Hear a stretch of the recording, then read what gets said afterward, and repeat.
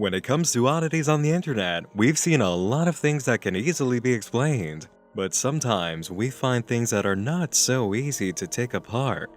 This is where I keep the mysteries that refuse to be solved. Welcome to the Night Mind Case Files.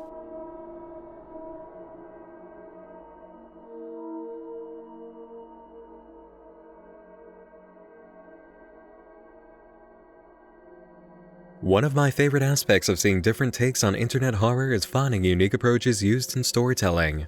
In this field, we have the ability to use a lot of mixed media to accomplish the task of engaging an audience and delivering an experience. Usually, these ventures have a clear beginning, middle, and end. They take us on board for a complete journey. But some things defy sense and withhold meaning, even from the start. They appear with little or no sound, and the author is nowhere to be seen. Occasionally, there's no meaning to be found either, no rhyme or reason, and we're left with more questions than answers. As far as unsolved cases go, Found on the Tape has really earned its place in my files. This mystery takes us back to July of 2011 for an odd video upload on YouTube titled simply clip94.mp4. A series of clips play involving the winding of a tape and a group of women in an elevator having their picture taken. There's a fairly heavy amount of distortion, and much of the video is in black and white. We catch sight of another woman who looks up at a stairway to see the face of a dead person, their head crushed between bars on the railing, blood on the wall molding, and their eyes completely blacked out. The video ends as quickly as it started, with the same shot from its beginning. A person outside, viewed from the waist down and behind them. The image finishes with a shot of the VHS player and the standard image for a tape stopping. No description had been made for the video, and the only tag was the name, Clip94. Info on the channel itself isn't available. Nothing in the About tab except for the date joined, which is the same as the original upload. There are plenty of videos like this online, trying to be as mysterious as possible while uploading creepy footage cut from several sources, but what really makes this channel stand out comes from the next upload, Clip95. Again, we open with someone standing around, but move on to a man who seems unaware he's being filmed. A shot of the outside is interrupted by the appearance of a kind of code wheel, with a selector flashing all around highlighting combinations of letters and numbers. We witness a girl with eyes and mouth blacked out, an odd creature with no arms, and the man from earlier again, still unaware he's being filmed before the tape stops. Didn't take long for viewers to interpret the code wheel and decipher a hexadecimal string. Breaking it down led to a link from megaupload.com containing a map file for the game Half-Life 2. Accessing the map put those with the power to view it in the corner of a room with concrete walls and kept them trapped there, gaze pointed at a hole in the floor. The appearance of the room seems to suggest that it was lived in. A mattress, empty food containers, a metal tub that could hold water for drinking or bathing, and a jug nearby that might have been for similar use. For as long as the downloader continued to keep the screen active, they would hear what's known as a shepherd tone, a scaling set of notes that create the illusion of music descending in pitch forever, continuously lowering past the point of it being possible and never stopping.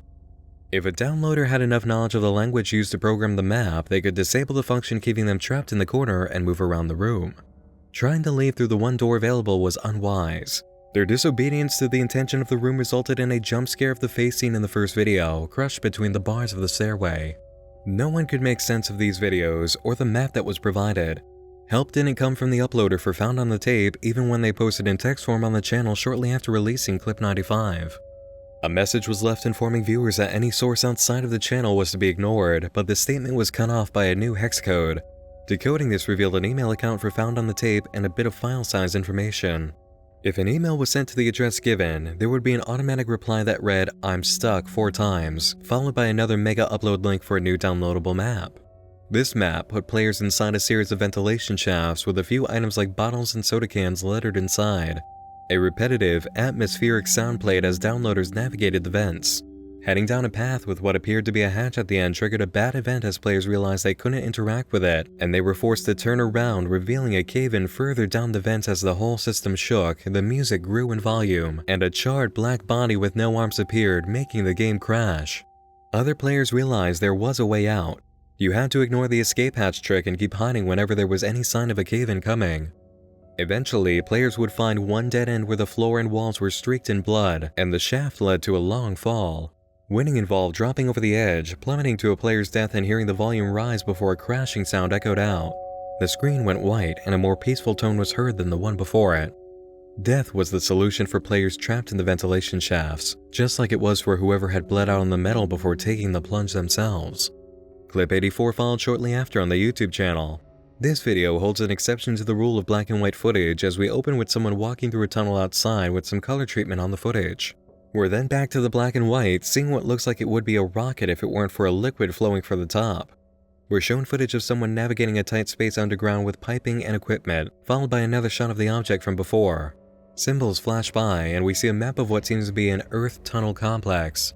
Before the screen cuts to the signature blue frame of a VHS tape stopping, we catch sight of a figure standing outside, cast in shadow at the end of the same tunnel from the start of the video. Unlike the previous two, this video seems to contain clips that relate to each other, all pointing to a theme of tunnels and being underground. This makes sense according to the map that was delivered before this upload. The object that resembles a rocket and the code that flashes alongside it are the odd pieces in this collection, and to this day the code is unsolved. Around the same time this video was uploaded, 10 players who had emailed Found on the Tape received a message containing the link for map 3. Once again, they were put inside of a tunnel system, but now with enough room to stand up and move quickly. Certain paths were blocked by objects while others were dead ends, and a hatch in the floor allowed movement beyond the opening position into the building below. This led to a room that was identical to the one from the first map, now with more objects inside and the door blocked with boxes. Just beyond this door, a hole in a brick wall led to a new ventilation shaft system with a streak of blood at the entrance.